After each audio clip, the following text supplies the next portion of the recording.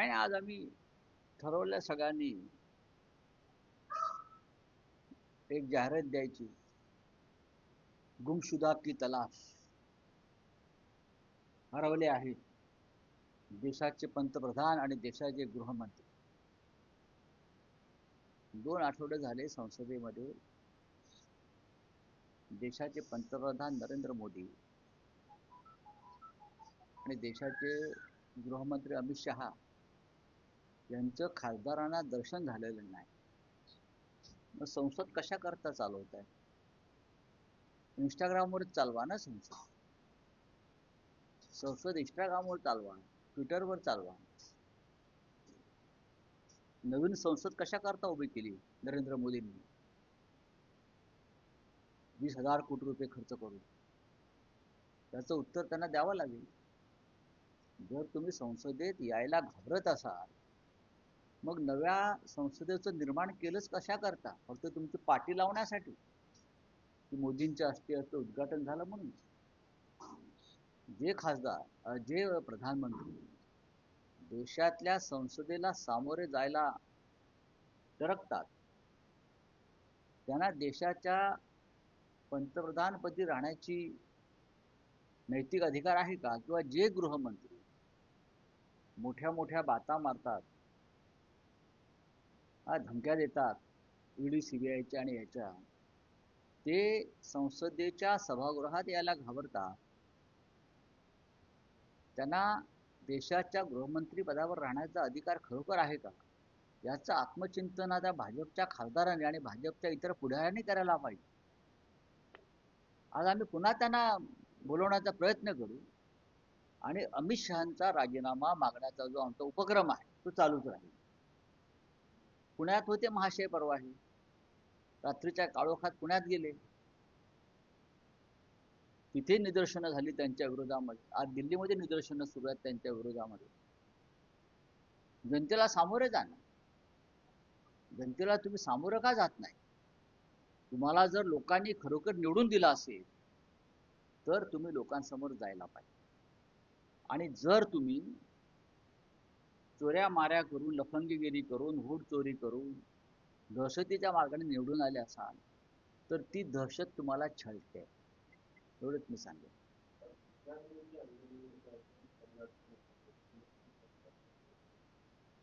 घटनाविरोधी कसं काय असू शकतं आंदोलन? कोणतेही आंदोलन हे घटनाविरोधी असू शकत नाही. भारतीय मुळात राष्ट्रीय स्वयंसेवक संघाचा जो इतिहास आहे, ते त्यांची जी विचारधारा आहे, ते भारतीय संविधानाला मानत नाही, ते भारतीय तिरंग्याला मानत नाही, ते भारताच्या स्वातंत्र्याला मानत नाही. त्यांनी 52 वर्ष आपल्या कार्यालयावर तिरंगा फडकावला नव्हता. ते त्यांना एक स्वतंत्र संविधान निर्माण करायचं आहे, हे सगळ्यांना माहिती आहे. आणि म्हणून त्यांना 850 खासदारांचं बळ निर्माण करून भारताचं संविधानच खतम करायचं आहे.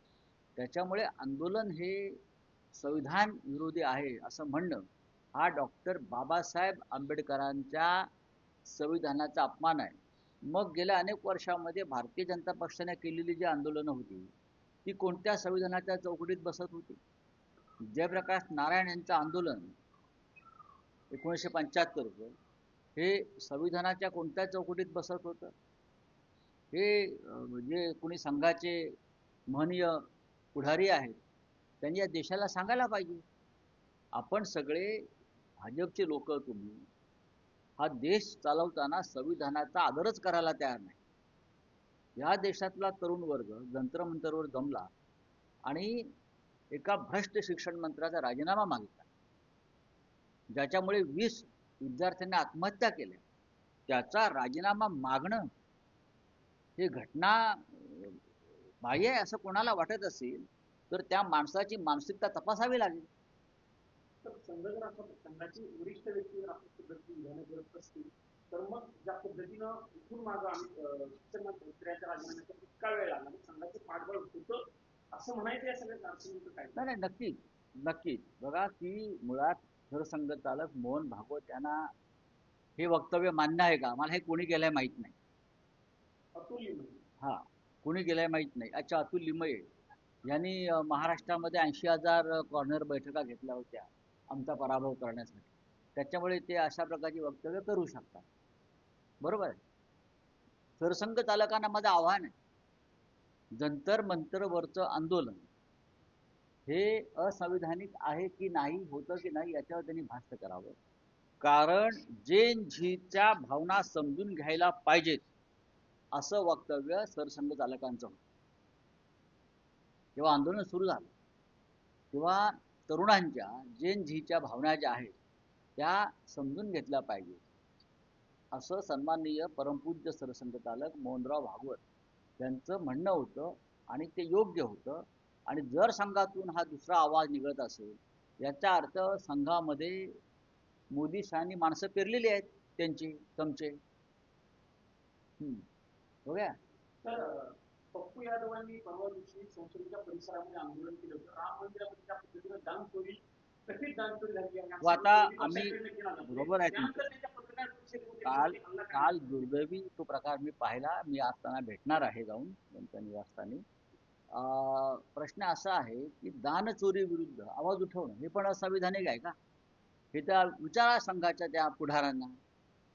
राम मंदिराचा ट्रस्ट तुमच्या ताब्यात आहे संघाच्या. राम मंदिरासाठी हिंदूंनी सगळ्या बलिदान केलंय, फक्त संघाने नाही किंवा भाजपने नाही. तिथे 1400 कोटीची चोरी होते, 550 कोटीची दानपेटी चोरीला जाते. त्याच्यावर आवाज उठवणाऱ्यांच्या वर घरात घुसून चाकू हल्ला केला जातो आणि संघाचे लोक त्या चाकू हल्ल्याचं समर्थन करतात.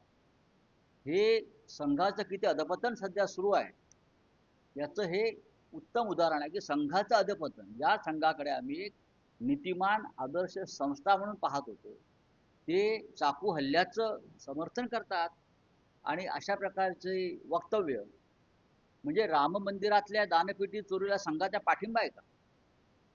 ज्या प्रकारच्या चोऱ्या राम मंदिरात झाल्या त्या संघाच्या संमतीनं झाल्या असं आम्ही समजायचं का? होऊ द्या ना, गुन्ह्याचा काय गुन्हा? गुन्ह्याचं काय गुन्हा असतात? असे गुन्हे दाखल होत असतात. शेकडो गुन्हे आहेत अशा राजकीय कार्यकर्त्यांवरती गुन्हे दाखल होत असतात. कशाकरता गुन्हा दाखल झाला मला माहित नाही. कारण ही जी मंत्रिमंडळातली किंवा सरकारमधले जे लोक आहेत ते भारतीय संविधान, स्वातंत्र्य, अभिव्यक्ती स्वातंत्र्य हे मानायला तयार नाही. त्याच्यामुळे अशा प्रकारच्या वक्तव्यांना अपशब्द वगैरे असं आवरण देऊन गुन्हे दाखल करतात. करू द्या ना. अहो किती गुन्हे दाखल करणार आमच्यावर? आता ते आंदोलकांवर गुन्हे दाखल करतायत म्हणून ते घाबरले. आमचं अख्खं आयुष्य हे गुन्ह्यांशी लढण्यात गेलेलं आहे. बाळासाहेब ठाकरेंची शिवसैनिक आहोत आम्ही. हे सांगा गुन्हे दाखल करणारा म्हणून.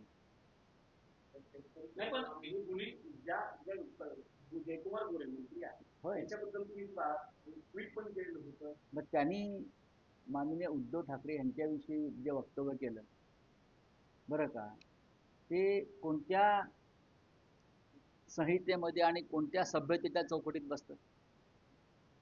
ठीक आहे ना. माननीय शिवसेना पक्षप्रमुख ते राज्याचे माजी मुख्यमंत्री आहेत, ते बाळासाहेब ठाकरेंचे सुपुत्र आहेत, ते शिवसेनेचे प्रमुख आहेत. त्यांच्या विरुद्ध तुम्ही अद्वा तद्वा वक्तव्य करायची आणि त्यांना आम्ही उत्तर दिल्यावर तुम्ही आमचे गुन्हे दाखल करायचे, याला हुकुमशाही म्हणतात. आज सत्ता आहे म्हणून तुम्ही अशा प्रकारचे गुन्हे दाखल करा. उद्या तुमच्याकडे सत्ता नसेल तेव्हा काय होईल याचं त्यांनी आत्मचिंतन केलं पाहिजे. चांगलं आहे, त्यांनी माझ्या आसपास पण फिरू नये, त्रास होईल त्यांना. बरं का, त्यांनी मला ओळखू पण नाही. जर त्यांनी कोणी ओळखायचा प्रयत्न केला तर ते अडचणीत येतील.